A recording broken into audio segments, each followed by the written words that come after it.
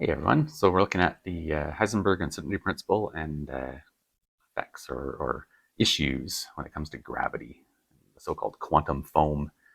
And so we'll be looking at the incompatibility of these two amazing, accurate, reliable theories, quantum theory and gravity theory. And they are just fundamentally incompatible.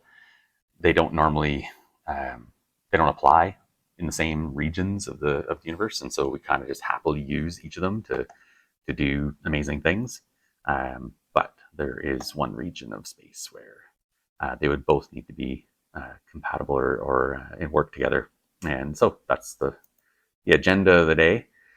So just to recap from the last lesson, the uncertainty principle says that energy can be borrowed out of nothing, right? So for small amounts of time. So as long as you don't borrow the energy for too long, it's totally fine. It's mathematically allowed, if you will, or it's allowed in the universe.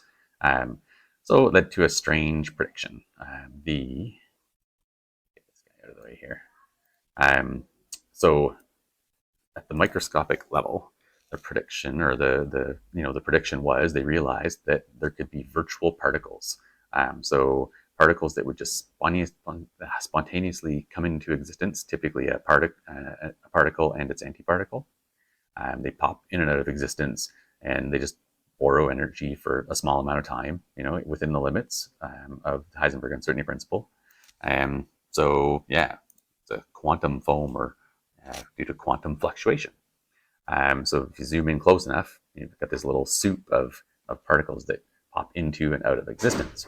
Okay, so this was predicted, and then of course they go and look for it and so on, and found it. Spoiler alert, right? But are virtual particles really popping in and out of existence, or are they just mathematical bookkeeping device? Like it's just a weird feature of the math.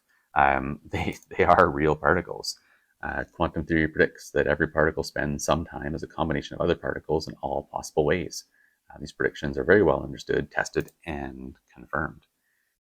Quantum mechanics allows, and indeed requires, actually, temporary violations of the conservation of energy. So one particle can become a pair of heavier particles, the so-called virtual particles, which quickly rejoin into the original and combine back into the original particles if they'd never been there. Also, particles, the particle-antiparticle pairs, continually spontaneously appear and disappear out of nothing. So even in the vacuum of emptiness of outer space or something, there'd be particles just popping in and out of existence.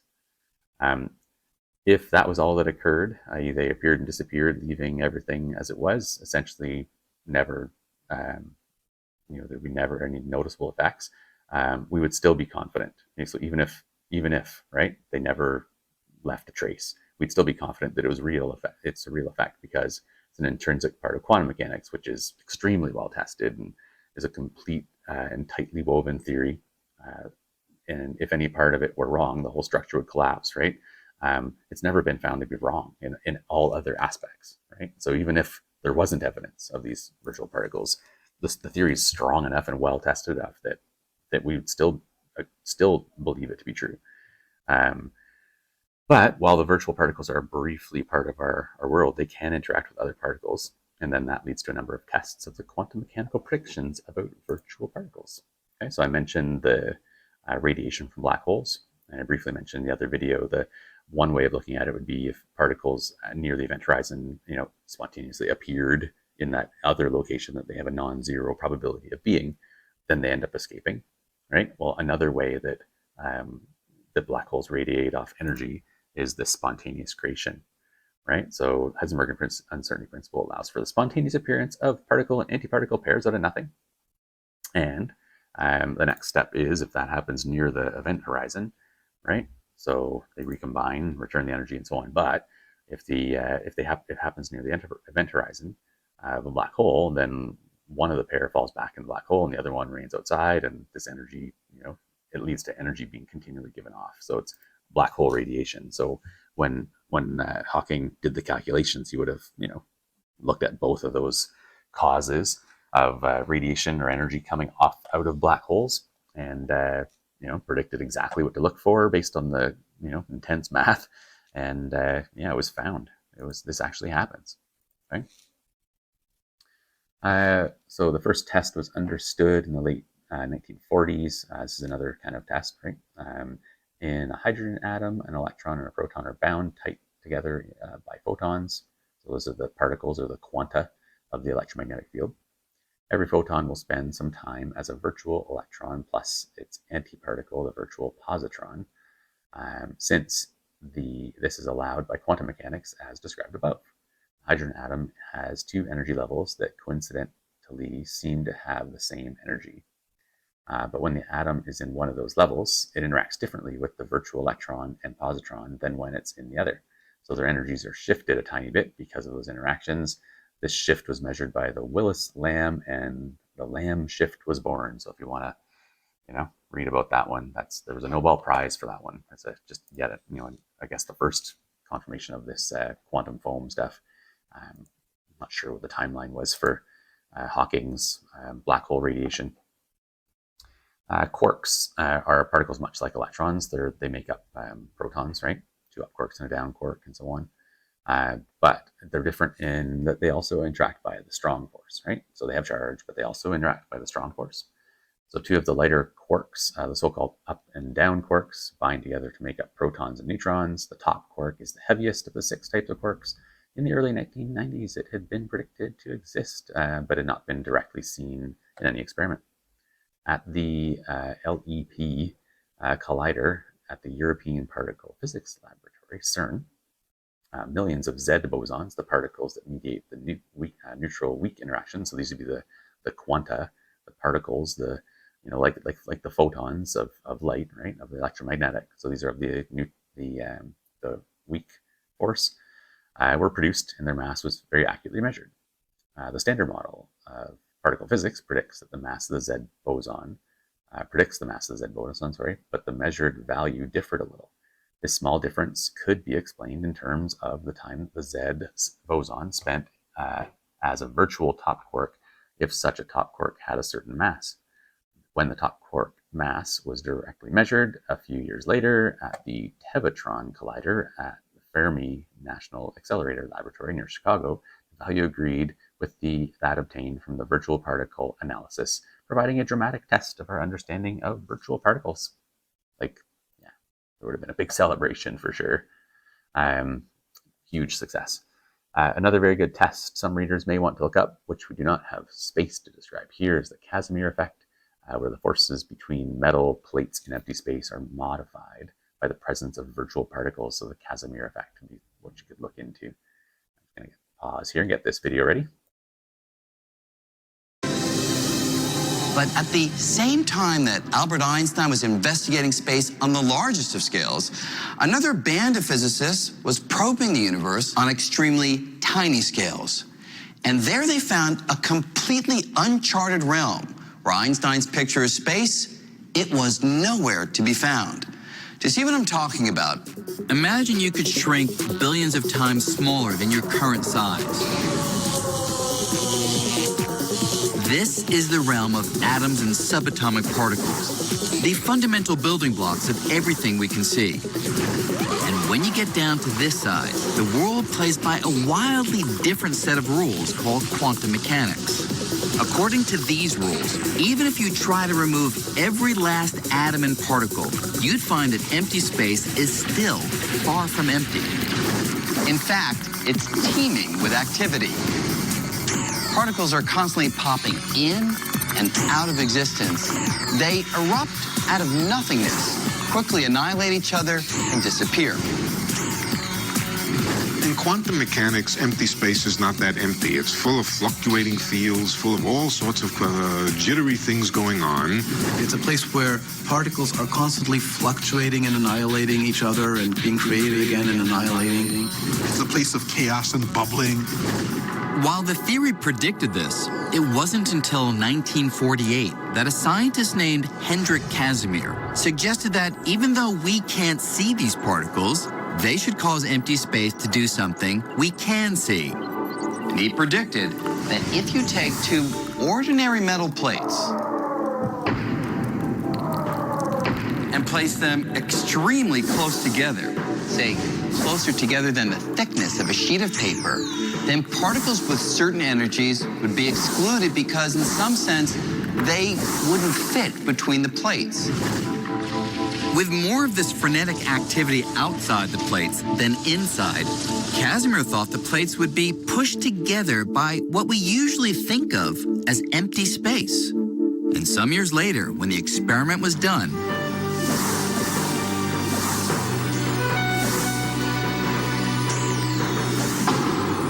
Casimir was proven right. In empty space, the plates were pushed together. So on atomic scales, empty space is not empty. It's so flooded with activity that it can force objects to move. So as you can see, yeah, the virtual particles are indeed real. They have observable effects. The physicists have devised ways of measuring it. It's super subtle, everyday life, you never notice it. But their properties and consequences are well established and well understood consequences of quantum mechanics. So there's excellent evidence of quantum uncertainty and the quantum foam and so on.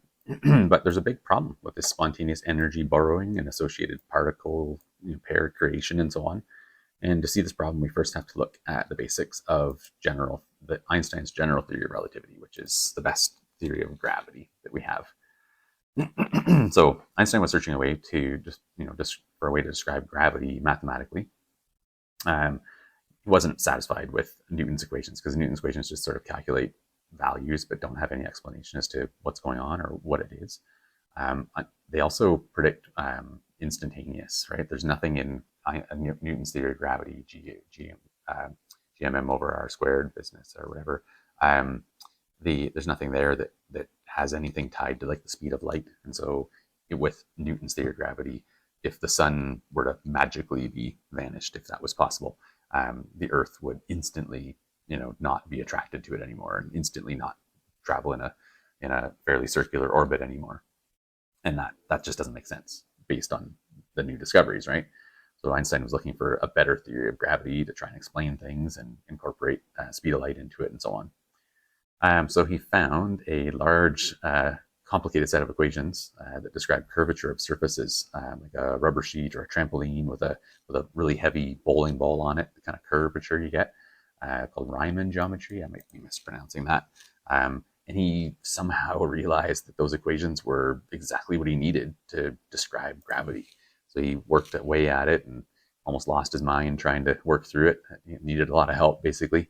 But yeah, he ended up making it work, right? So this led Einstein to theorize that gravity is really the warpage of space and time, or so-called space-time.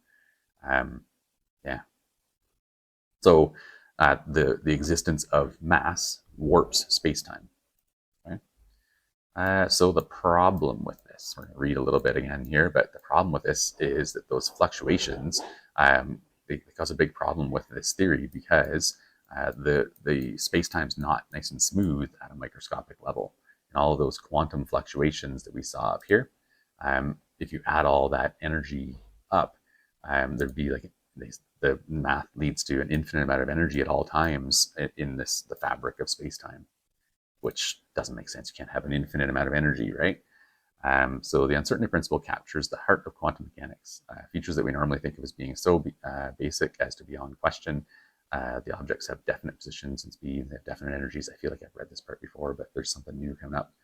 Of prime importance is that when this quantum realization is applied to the fabric of space-time, it shows fatal imperfections in the stitches of gravity, right? So the need for a new theory, quantum general relativity versus quantum mechanics. Our understanding of the physical universe has deepened profoundly during the past century. The theoretical tools of quantum mechanics and general relativity allow us to understand and make testable predictions about physical happenings from the atomic and subatomic realms. That's the quantum theory, all the way through up to phenomena occurring in the scales of galaxies, clusters of galaxies, and beyond the structure of the whole universe itself. And that's the general theory of relativity. This is a monumental achievement, like you got to admit, right? It's truly inspiring that beings confined to one planet orbiting a run-of-the-mill star and far edges of a fairly ordinary galaxy have been able, through thought experiment, that are master of the tools of the universe, math, right? Someone says they don't like math. It boggles my mind, because math is what has made us able to understand all of this stuff and able to make computers and iPhones and all the technology we enjoy. But anyways, so to ascertain and comprehend some of the most mysterious characteristics of the physical universe, Nevertheless, physicists, by their nature, will not be satisfied until they feel until they feel that the deepest and most fundamental understandings of the universe um, has been veiled. This is what Stephen Hawking has alluded to as the first step towards knowing the mind of God, whatever that means. There is ample evidence that quantum mechanics and general relativity do not provide this deepest level of understanding, since their usual domains of applicability are so different from one another. Most situations require the use of quantum mechanics or general relativity, but not both. Under certain extreme conditions, however, where things are very massive and very small, near the center of central point of black holes, or the whole universe at the moment of the Big Bang, to name two examples, we require both general relativity and quantum mechanics for proper understanding. But like the mixing of fire and gunpowder, when we try to combine quantum mechanics and general relativity, their union brings a violent catastrophe. Well-formulated physical problems elicit nonsensical answers when the equations of both these theories are commingled. The nonsense often takes the form of a prediction of the quantum mechanical probability for some process is not 20% or 73% and so on, but infinity. What in the world does a probability greater than 1 mean, let alone one that is infinite? We're forced to conclude that there is something seriously wrong. By closely examining the basic properties of general relativity and quantum mechanics, we can identify what that something is. When Heisenberg discovered the uncertainty principle, physics turned a sharp corner, never to retrace its steps. Probabilities, the wave functions, interference, and quanta all involve radically new ways of seeing reality. Nevertheless, a die-hard classical physicist might still have hung on to a thread of hope that when all is said and done, these departures would add up to a framework not too distant from the old ways of thinking. But the uncertainty principle cleanly and definitively undercut any attempt to cling to the past. The uncertainty principle tells us that the universe is a frenetic place when examined on smaller and smaller distances and shorter timescales. We saw some evidence of this in our attempt described in the preceding chapter to pinpoint the location of elementary particles such as electrons. By shining light of ever higher frequency on the electrons, we measure their position with ever greater precision, but at a cost, since our observations become ever more disruptive. Sorry, that was the end of the sentence. Since our observations become ever more disruptive. High-frequency photons have a lot of energy and therefore give the electrons a sharp kick, significantly changing their velocities. Like the frenzy in a room full of children, all of whose momentary positions you know with great accuracy, but over whose velocities, the speeds and directions in which they're moving, you have almost no control. This inability to know both the positions and velocities of elementary particles implies that the microscopic realm is intrinsically turbulent. If you can't know it, it doesn't actually even have a definition, right? It doesn't even exist. Although this example conveys the basic relationship between uncertainty and frenzy, it actually reveals only part of the story. It might lead you to think, for instance, that uncertainty only arises when we clumsy observers of nature stumble onto the scene. This is not true. The example of the electron violently reacting to being confined in a small box by rattling around at high speeds takes us a bit closer to the truth. Even without direct hits from an experimenter's disruptive photon, electrons' velocity severely and unpredictably changes from one moment to the next. But even this example does not fully reveal the stunning microscopic features of nature entailed by Heisenberg's discovery. Even in the most quiescent setting imaginable, pristine, empty space, the uncertainty principle tells us that from a microscopic vantage point, there's a tremendous amount of activity, and this activity gets increasingly agitated on ever smaller distance and time scales.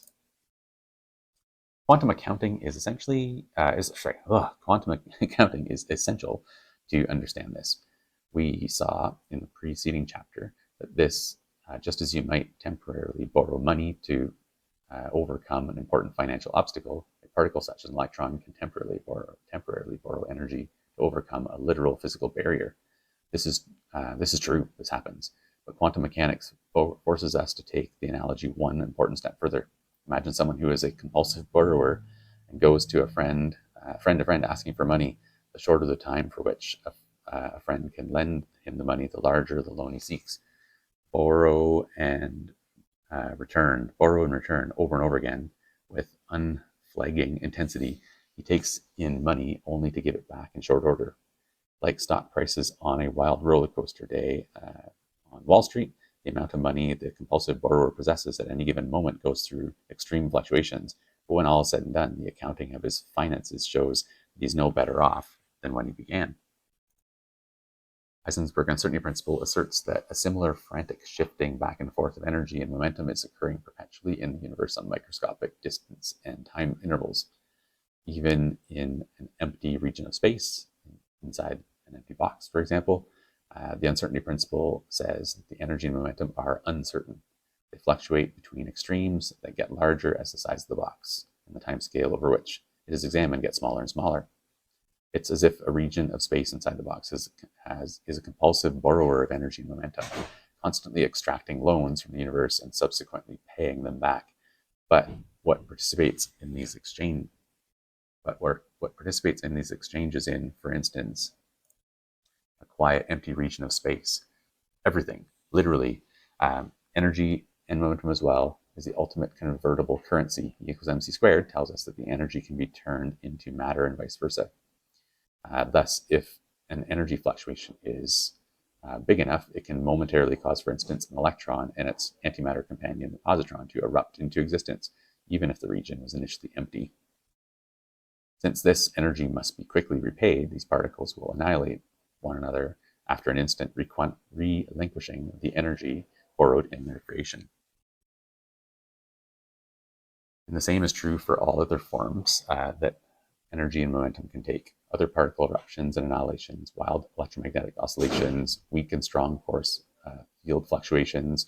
Quantum mechanical uncertainty tells us that the universe is a teeming, chaotic, frenzied arena on microscopic scales. As Feynman once suggested, created and annihilated, what a waste of time. Since the borrowing and repaying on average cancel each other out, an empty region of space looks calm and placid when examined with all but microscopic precision. The uncertainty principle, however, reveals that microscopic averaging obscures a wealth of microscopic activity. As we will see shortly, this frenzy is the obstacle to merging general relativity and quantum mechanics. So, come back to that section when we get to the special relativity business bit. The usual realm of applicability of general relativity is that of large astronomical distances and scales. On such distances, Einstein's theory implies that the absence of mass means that space is flat. In seeking to merge general relativity with quantum mechanics, we must now change our focus sharply and examine the microscopic properties of space. We illustrate this in figure 5.11 by zooming in and essentially magnifying over smaller regions of the spatial fabric. At first, as we zoom in, not much happens. As we see in the first three levels of magnification, this is the picture I showed originally. In figure 5.1, the structure of space retains the same basic form. Reasoning from a purely classical standpoint, we would expect this placid and flat image of space to persist all the way to arbitrarily small length scales. But quantum mechanics changes this conclusion radically. Everything is subject to the quantum fluctuations inherent in the uncertainty principle, even the gravitational field. Although classical reasoning implies that empty space has zero gravitational field, quantum mechanics shows that on average it is zero, but that its actual value undulates up and down due to quantum fluctuations. Moreover, the uncertainty principle tells us that the size of the undulations of the gravitational field gets larger as we focus our attention on smaller regions of space. Quantum mechanics shows that nothing likes to be cornered. Narrowing the spatial focus leads to ever greater undulations. As gravitational fields are reflected by curvature, these quantum fluctuations manifest themselves as increasingly violent distortions of the surrounding space or spacetime. We see the glimmers of such distortions emerging in the fourth level of magnification in 5.1. By probing to even smaller distance scales as we do on the fifth level, we see that the random quantum mechanical undulations in the gravitational field correspond to such severe warpings of space that it no longer resembles a gently curving geometrical object, such as a rubber membrane analogy used in our previous discussion, right? The trampoline business with a bowling ball on it. Rather, it takes on a frothing, turbulent, twisted form illustrated in the uppermost part of the figure. John Wheeler coined the term quantum foam to describe the frenzy revealed by such an ultra-microscopic examination of space and time. It describes an unfamiliar arena of the universe in which the conventional notions of left and right, back and forth, up and down, and even before and after, actually, lose their meaning. It is on such short time scales that we encounter the fundamental incompatibility between general relativity and quantum mechanics.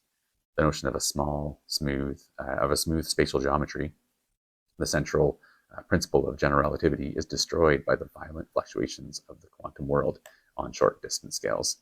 On ultra-microscopic scales, the central feature of quantum mechanics, the uncertainty principle, is in direct conflict with the central feature of general relativity, the smooth geometrical model of space and spacetime. In practice, this conflict rears its ugly head in a very concrete manner. Calculations that merge the equations of general relativity and those of quantum mechanics typically yield one and the same ridiculous answer: infinity. Like a sharp rap on the wrist from an old-time school teacher, an infinite answer is nature's way of telling us that we're doing something quite wrong. The equations of general relativity cannot handle the rolling frenzy of the quantum foam. Notice, however, that as we recede to more ordinary distances, following the sequence of drawings in reverse, so going from the, up to those in case you needed a refresher here, right? The closer we got, the more frenzied it was. So if we recede back out, here, I think. Yeah. However, as we recede to more the random, violent, small undulations cancel each other out in much the same way. On average, our compulsive bank borrower's account shows no evidence of this compulsion. And the concept of smooth geometry for the fabric of the universe is once again becomes accurate.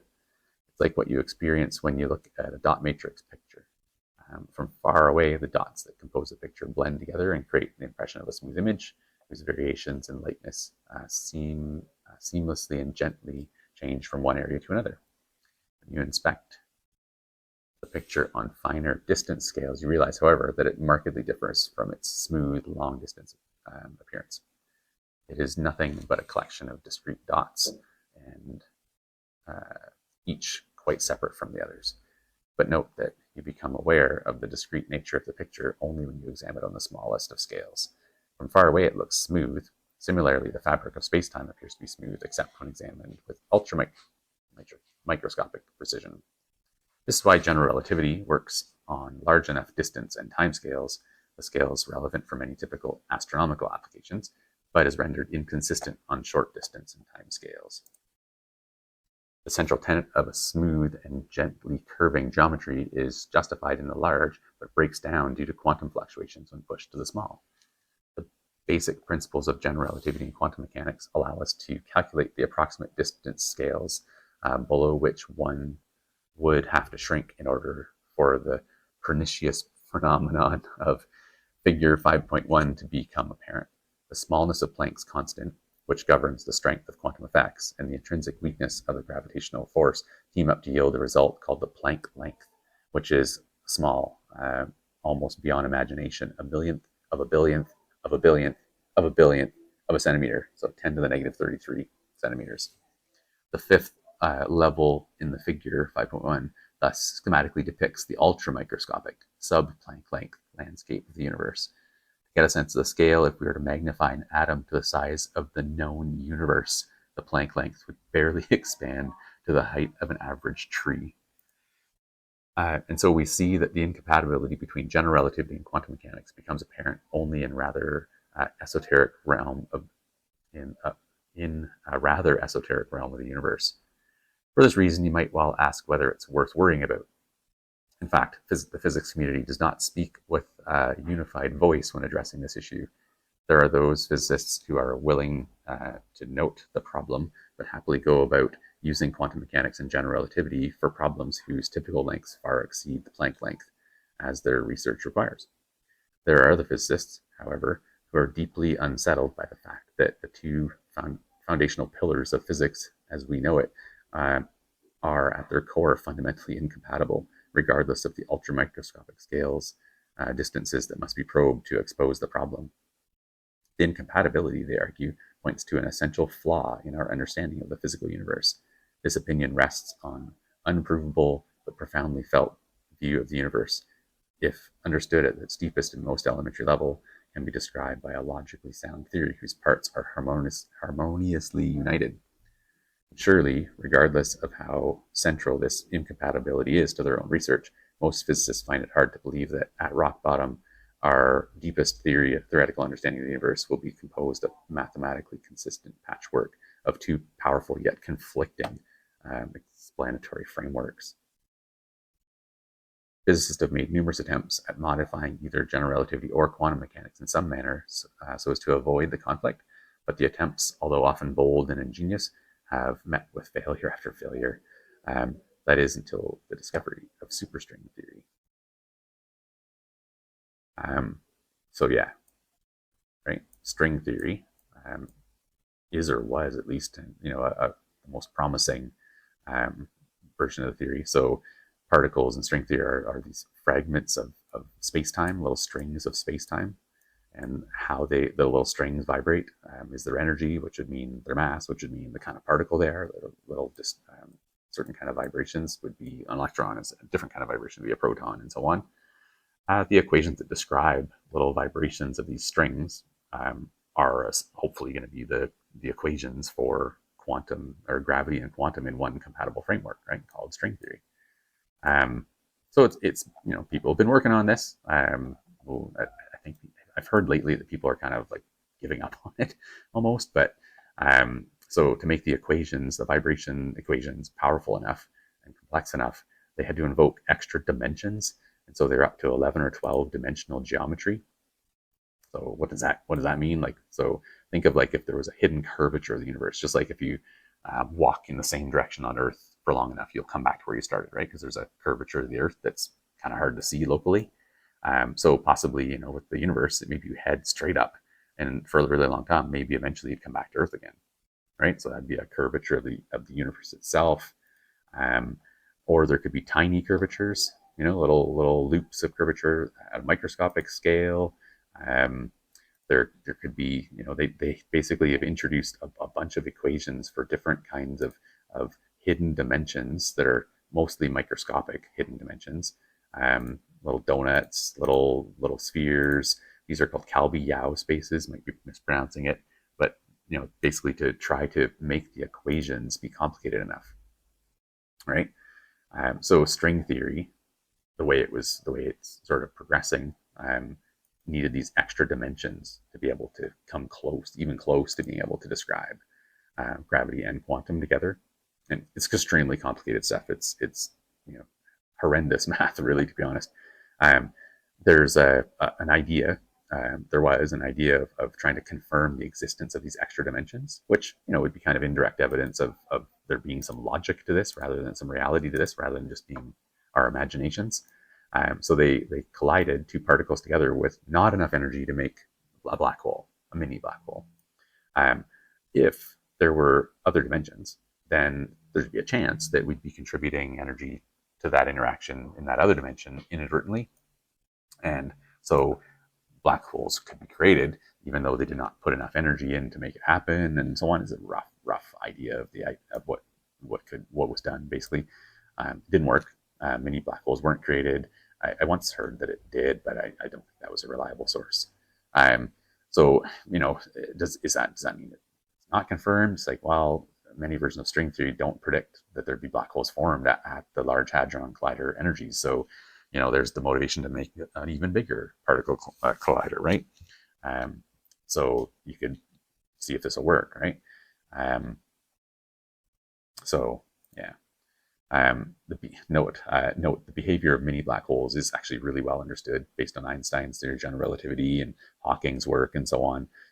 So they don't grow, they don't consume mass around them. They spontaneously decay and give off signature particles. So that's what the Large Hadron Collider was looking for, is the little signature of particles, there would be evidence of there having been a mini black hole. But the media and others and so on got a hold of this idea that they're going to try to make little mini black holes, and of course it was like a bit of panic in the general public that don't understand the math of it and the physics of it, that it's going to swallow up Earth or something like that. So there's a website dedicated to this, and it's called www. Has the Large Hadron Collider destroyed the world yet? And last I checked, it was still working here. And, the answer was nope. Right? So you go and you just click on the website. It comes up as, let's see if it still works. Nope.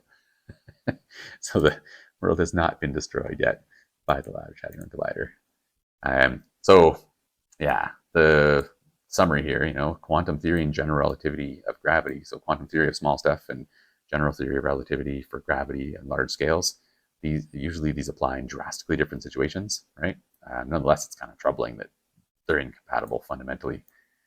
So black holes and the beginning of the universe at the Big Bang would be important areas of research, right? Because those are areas where you need both of those theories to play nice together.